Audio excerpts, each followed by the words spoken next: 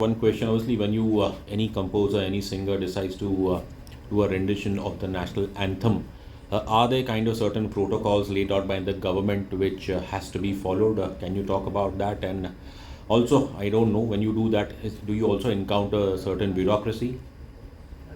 So there are no guidelines laid down by the government, but the constitution says that the portion of the national anthem, starting from Jana Gana Mana till Jaya, till the last Jaya, it has to be 52 seconds. So that is something that is in the constitution. But it's not a hard and fast rule. You can interpret it in your own way. Like, for example, there have been versions which have stretched it, made it longer, and and there are versions which are 1 minute and 20 seconds and 1 minute and 30 seconds. But the thing is that the constitution has mentioned 52 seconds for a reason. That when you are asking people to stand up, you cannot test people's patience. So the thing is that, so if you make it in 52 seconds, number one is that people will stand up for the right amount of time. Second thing is that the national anthem has to be of a certain speed to sound like an anthem.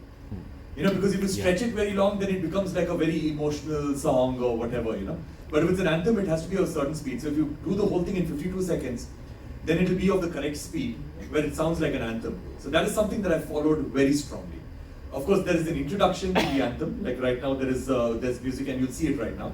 That there's music as an intro, and it leads into the national anthem. So that is about 40-45 seconds. I've done that, and then the anthem. And the reason why I've put that introduction is that it sounds good to lean into the national anthem with some background music-ish kind of stuff, and at the same time, it gives people enough time to understand that the anthem is going to start, and it gives enough time for people to stand up. So that is the idea. But there are no hard and fast rules about it. But we, as citizens, it is our fundamental duties to respect the national anthem in the best possible way. So it is my duty that if I'm making a version of the national anthem, I have to present that version and create that version with utmost respect to the national anthem, and to ensure that to ensure that it is loved by the country and it serves its purpose of bringing everybody together.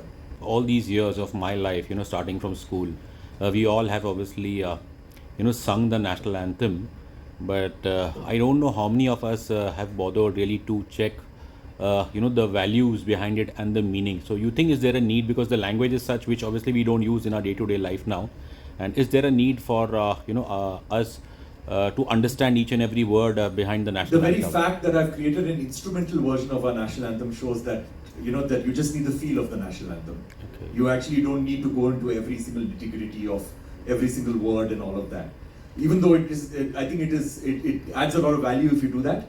Yeah. I think it adds a lot of value if you know the meaning and if you get into the meaning of everything, which I have done. But the thing is that even if you do not, just the melody of it is good enough for you to evoke a sense of gratitude towards your country and a sense of duty towards your country. Thank you so much.